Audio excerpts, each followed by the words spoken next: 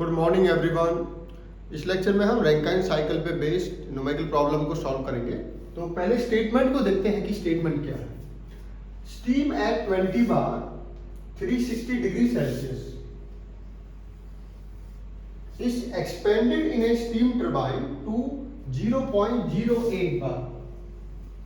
ठीक है, आपको एक स्टीम की कंडीशन दे रखी है जो आपको 20 बार 360 डिग्री सेल्सियस पे स्टीम के अंदर एंटर हुई, स्टीम टरबाइन के अंदर, और वो एक्सपेंड होके उसका प्रेशर कितना हो गया 0.08 बार। इतने प्रेशर तक वो क्या हुआ, क्योंकि आपका जो टरबाइन होती है वो क्या करती है, एक्सपेंड करती है। एक्सपेंड का मतलब होता है एक्सपेंशन प्रोसेस में प्रेशर डाउन होता है। तो प्रेशर कहां से कहां डाउन हुआ है, 20 बार से लेके 0.08 बार। ठीक है, next, it then enters a condenser where it is condensed to saturated liquid water. The pump feeds back the water into the boiler. ठीक है, assume ideal processes, find per kg of steam the net work output, cycle efficiency. ठीक है, आपसे पूछा गया है कि 1 kg steam के लिए नेट वर्क आउटपुट कितना होगा और साइकिल एफिशिएंसी कितनी होगी। ठीक है, इसी क्वेश्चन का एक सेकंड पार्ट भी है कि अगर आपकी turbine, if the turbine and pump has efficiency of 80%, then find the percentage reduction in the net work and the cycle efficiency. आपसे पूछा गया है कि अगर एफिशिएंसी 100% है तो नेट वर्क डन कितना होगा। अगर वो 80% हो जाती है, पंप और टरबाइन की एफिशिएंसी 80% हो जाएगी, तो नेट वर्क डन में कितना डिक्रीज होगा और साइकिल एफिशिएंसी कितनी डिक्रीज होगी। तो इस सेकंड पार्ट हम नेक्स्ट लेक्चर में कवर करेंगे। तो अभी हम इस लेक्चर में फर्स्ट पार्ट को कवर करेंगे। तो पहले देखते हैं,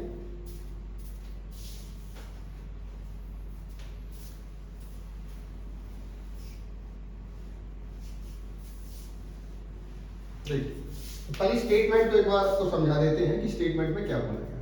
आपसे बोला गया कि स्टीम 20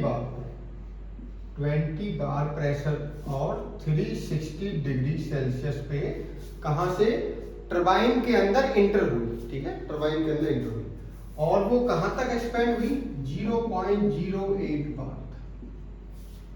अब देखिए, अब इसमें आपको डायग्राम बनाओगे।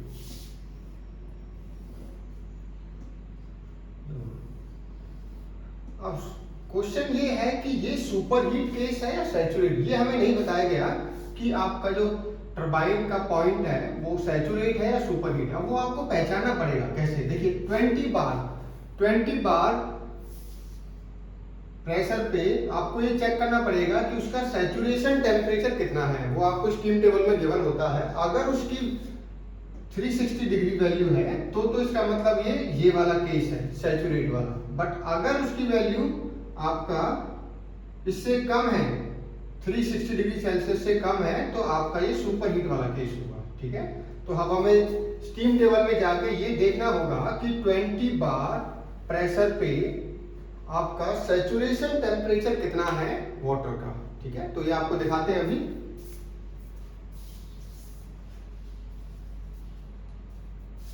देखिए, ये हमारी टेबल है। तो यहां पर आपको दिख रहा होगा 20 बार पे 212.4 डिग्री सेल्सियस टेम्परेचर है सैचुरेशन टेम्परेचर। अब इसका मतलब क्या हुआ, तो पहले हम यहां पर लिख देते हैं कि 20 बार पे सैचुरेशन टेम्परेचर कितना है आपका, टी सैचुरेशन 212.4 डिग्री सेल्सियस। ठीक है, which is less than 360 degree Celsius. अब इसका मतलब हमें ये पता लग गया कि ये केस हमारा सुपरहीटेड केस है। कौन सा केस है, सुपरहीटेड। तो डायग्राम किस टाइप से बनेगा,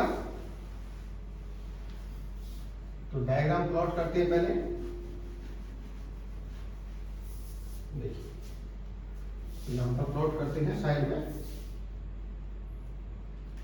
अब आपका डायग्राम आप बना सकते हो correct. Now the diagram will be like this.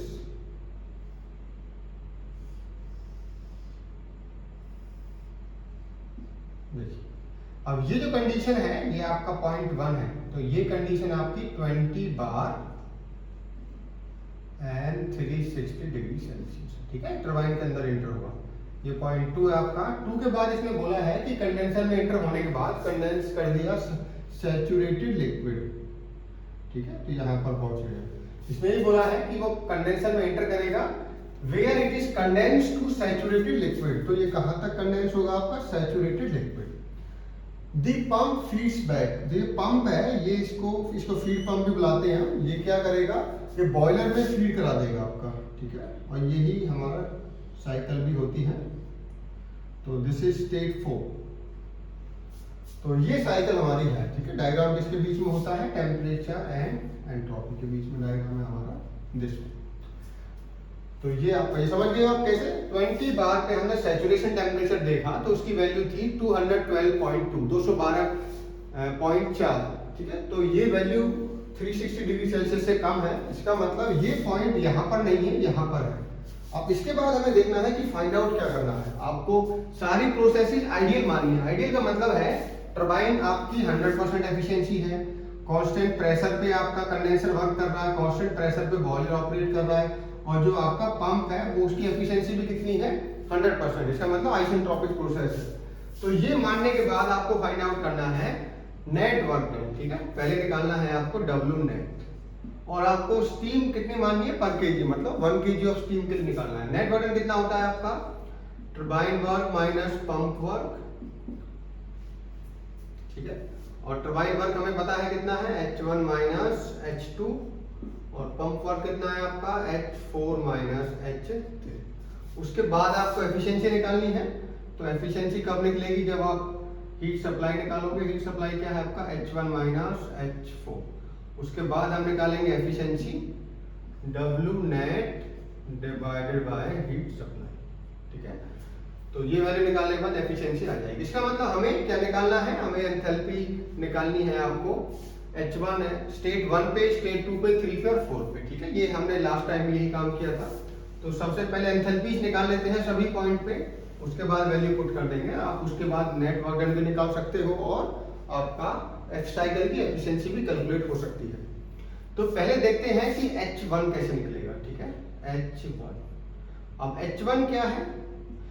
आपको सुपर हीटेड टेबल देखनी होगी आपके पास, ठीक है। कौन सी टेबल देखोगे? सुपर हीटेड टेबल में 20 बार प्रेशर पे जाके 360 डिग्री सेल्सियस वाले टेम्परेचर में जाना है, और उसमें एंथैल्पी की वैल्यू कैलकुलेट करनी है। अगर वो डायरेक्ट नहीं है, हो सकता है कि 350 और 400 के बीच में दे रखा हो, तो फिर इंटरपोलेशन मेथड हमें लगाना होगा, जो हमने उसके लिए वीडियो बना रखी है।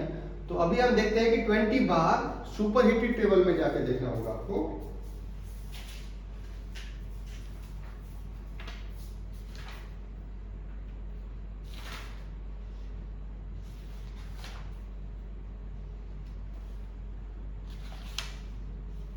देखिए आपको लास्ट टाइम भी आपको दिखाया था कि ये हमारी टेबल नंबर 3 जो सुपर हीटेड स्टीम टेबल है। तो यहाँ कहाँ से स्टार्ट हो रही है? 0.01 बार से स्टार्ट हो रही है। तो इसको मुझे देखना है कहाँ तक? मुझे इसको 20 बार पे ढूंढना है। तो 20 बार आपको मिलेगा, दिस इज योर 20 बार, ठीक है। तो ये हमारा 20 बार है, यहाँ पर देखिए, ठीक है। 20 बार नीचे सैचुरेशन टेम्परेचर भी लिखा हुआ है 212.4। तो यहाँ पर एंथैल्पी की वैल्यू निकालनी है मुझे। तो ऊपर देखिए टेम्परेचर लिमिट्स दे रखी है।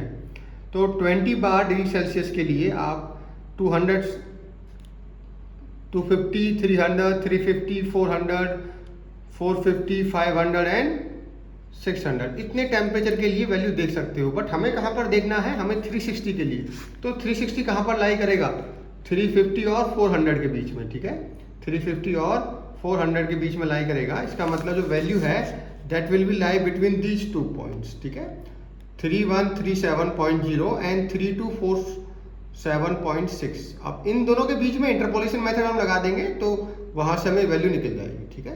तो मैं डायरेक्ट वैल्यू लिख रहा हूँ। हमने एक लिए वीडियो बना रखी है इंटरपोलेशन मेथड के लिए, आप उसको देख सकते हो। अगर आपको निकालना नहीं आता अभी तो डायरेक्ट वैल्यू मैं लिख देता हूँ उसकी।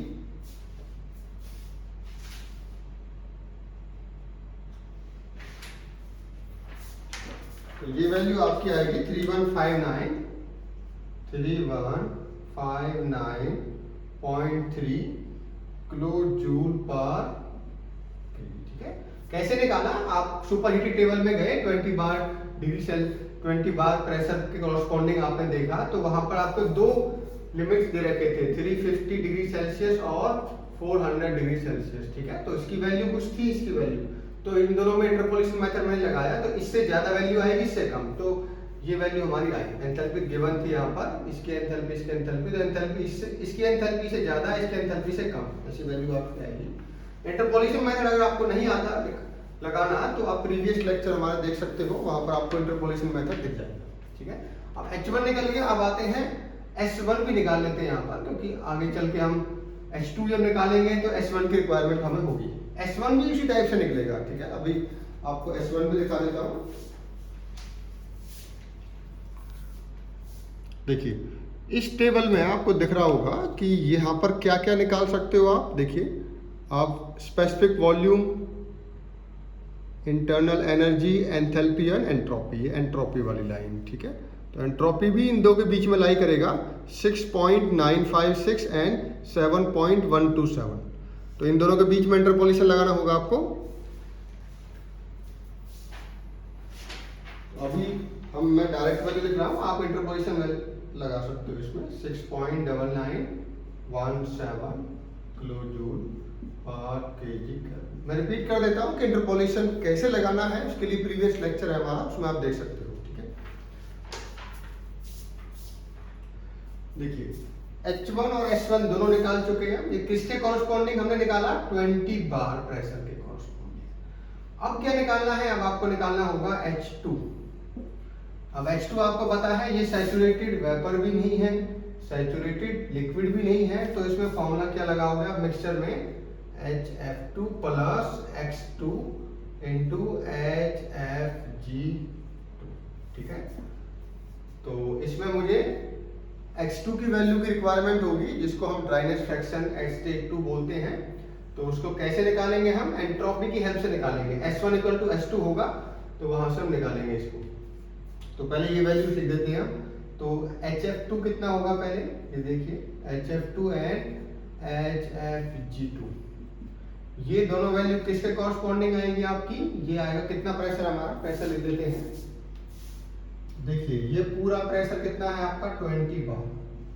ये स्टेट 4 से लेके स्टेट 1 तक कितना प्रेशर है आपका, 20 बार।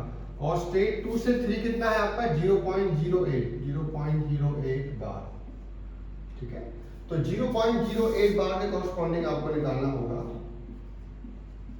तो ये कौन सी टेबल में जाएंगे, सैचुरेटेड टेबल, क्योंकि ये आपका सैचुरेटेड स्टेट है आपका। तो वहां पर आपको HF2 और HFG2 मिल जाएगा आपको। इस टाइप से हम निकालेंगे, आपको दिखा देते हैं।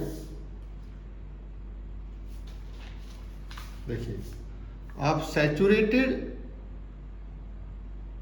स्टीम टेबल में जाओगे, उसके कॉरस्पॉन्डिंग आपको दिख रहा है 0.080, ठीक है।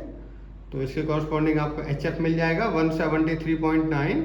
उसी टाइप से आपको HFG भी मिल जाएगा 2403.1, और SF और SFG, क्योंकि SF की भी रिक्वायरमेंट होगी हमें, तो वो भी हम यहाँ से लेंगे। तो अभी मैं वैल्यू लिख देता हूँ सारी।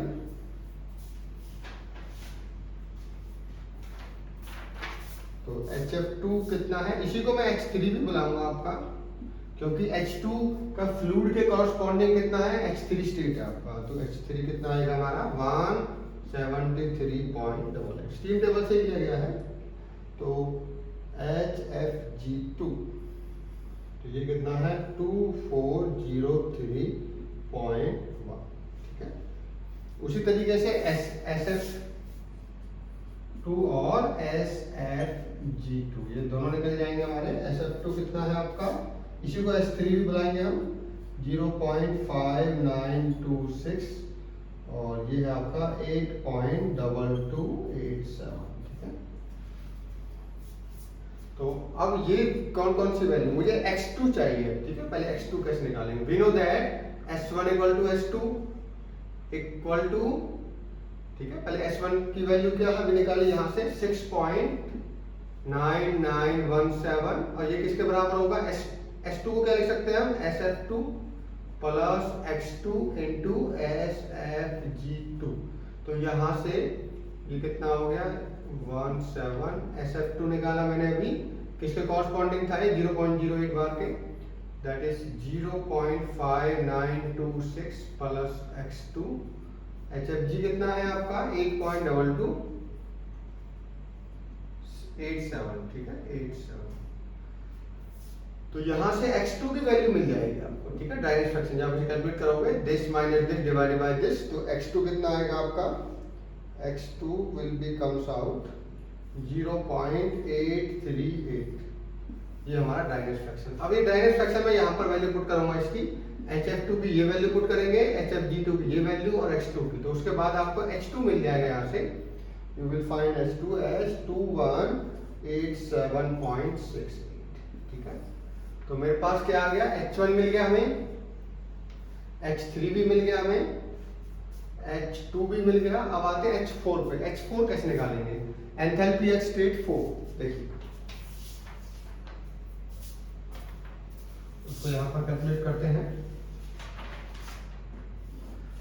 h4 कैसे निकालोगे, वर्क ऑफ पंप क्या है, work of the pump h4 minus h3, और पंप के वर्क को हम ऐसे ले सकते हैं VDP, तो कहां पे लेनी है, देखो यहाँ ये वॉल्यूम लिया स्पेसिफिक वॉल्यूम, इसको पंप किया है, तो VF3 लेंगे हम इनटू प्रेशर डिफरेंस 20 माइनस 0.08 बार। अब देखिए ये कितना है, किलोजूल में है, और ये किसमें है आपका वॉल्यूम मीटर क्यूब पर केजी में, ये किलोजूल पर केजी में, तो और ये बार में है, तो इसलिए आपको ये भी किलो में कन्वर्ट करना होगा, तो 100 लगाना होगा यहाँ पर, क्या लगाना होगा 100, तभी बैलेंस होगी आपकी, ओके। तो यहां से मैं h4 निकाल सकता हूं, h4 क्या होगा आपका h3 प्लस VF3 इंटू ये हो जाएगा 19.92 इंटू 100, ठीक है। VF3 कैसे निकालेंगे हम, VF3 आपको 0.08 बार के कॉरस्पॉन्डिंग जाओगे तो वहां से VF3 निकल जाएगा, ठीक है। तो यहाँ आप जब h4 निकालोगे ये आएगा 175.89, ठीक है। तो हमारे पास सारे एंथैल्पीज आ चुकी हैं, h1 h4 h2 व्हाटएवर, ठीक है, सारी वैल्यूज आ गई हैं। अब हमें डायरेक्ट वैल्यू को पुट करोगे आप तो नेट वर्क डन भी आ जाएगा आपको, साइकिल एफिशिएंसी भी आ जाएगी, ठीक है। तो कितनी वैल्यू आई वो लिख देते हैं यहाँ पर, the values will be comes out, net work done निकालोगे आप, ये आपका आएगा 969.61, और आपका हीट सप्लाई कितनी आएगी 298.3.41, और साइकिल एफिशिएंसी कितनी आएगी आपकी 32.5%, ठीक है। तो ये बोल, अब ये केस 1 के लिए है, तो केस 1 में यही बोला गया था कि सारी प्रोसेसेस आइडियल हैं, सभी के 100% एफिशिएंसी है। इस केस का मतलब है कि टरबाइन और पंप दोनों की एफिशिएंसी कितनी ली हमने यहाँ पर 100%। अगले केस में क्या है, नेक्स्ट जो आपका सेकंड पार्ट है उसमें इसकी एफिशिएंसी 80% हो गई है, एफिशिएंसी कम हो गई, इसके कारण इसका नेट वर्क कम हो जाएगा और आपकी एफिशिएंसी डाउन हो जाएगी। अब वही आपको निकालना होगा, नेक्स्ट लेक्चर में हम इसको देखेंगे कि अभी तो एफिशिएंसी आ रही है 32.5 और वर्क डन कितना आ रहा है 969.61। तो नेक्स्ट लेक्चर में जब ये कंडीशन चेंज हो जाएगी, आइडियल प्रोसेसेस नहीं रहेंगी, तब आप ये डिफरेंट टाइप से बनेगा। डायग्राम कैसे बनेगा, डायग्राम हल्का सा आइडिया आपको दे देता हूं मैं, डायग्राम कुछ इस टाइप से बनेगा। तब कैलकुलेट हम नेक्स्ट लेक्चर में ही करेंगे उसको, आपको बस यहाँ पर आइडिया दे रहे हैं किस टाइप से होगा, देखिए।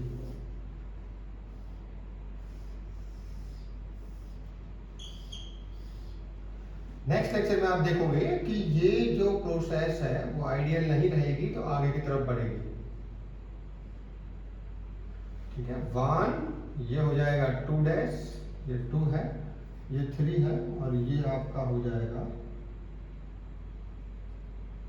4 डैश और ये 4, ठीक है।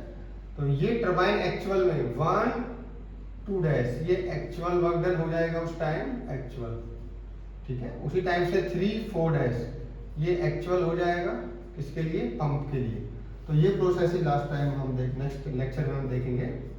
तो इससे होगा क्या, इससे नेगेटिव इम्पैक्ट होगा, टरबाइन का वर्क कम हो जाएगा और पंप का वर्क बढ़ जाएगा, ठीक है। अगर आइडियली वर्क नहीं करेगा तो पंप में वर्क रिक्वायरमेंट बढ़ जाएगी और टरबाइन का जो नेट वर्क है वो कम हो जाएगा, जिससे कि हमें जो वर्क आउटपुट मिल रहा था टरबाइन माइनस पंप वो कम हो जाएगा, एफिशिएंसी भी डाउन हो जाएगी। ठीक है, थैंक यू।